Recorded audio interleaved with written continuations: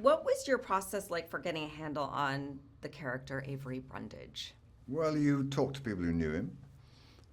You read about him, what the press has said about him. You read anything that's been written about him, and see how people, how he comes across, and then see in the period that we are shooting the movie, that period of his history, you see what he is, what he does, and you try to find him.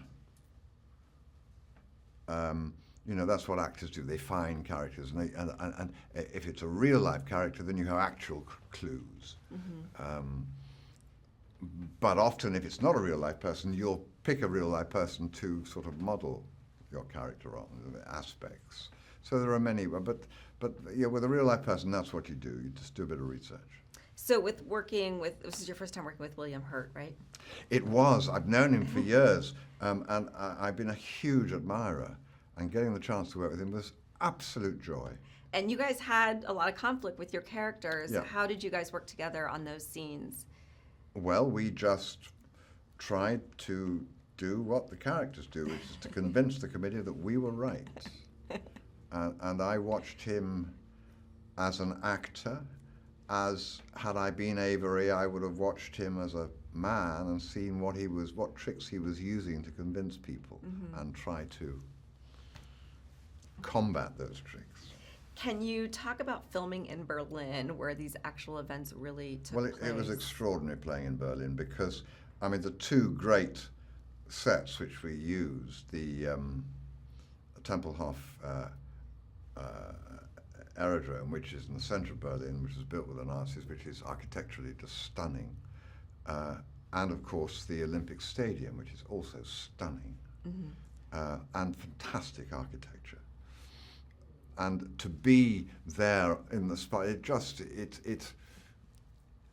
helps in some way you can't really put, because you can build great studio sets, and many films do that. But Berlin is above all the most tremendous city. If any of your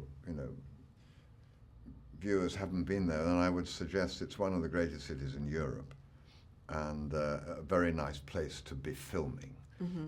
And then you have the advantage of all the original architecture, against which you're filming against the backdrop of that. Sure, it's almost like its own character in a way. Yeah.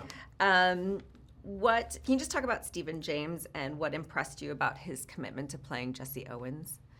Well, I didn't know his work before this, and I found this wonderfully centered, understated, concentrated, serious man who I was amazed by what he did. He such commitment to the role. And of course, I wasn't able to see all his competitions stuff because I wasn't involved in those scenes.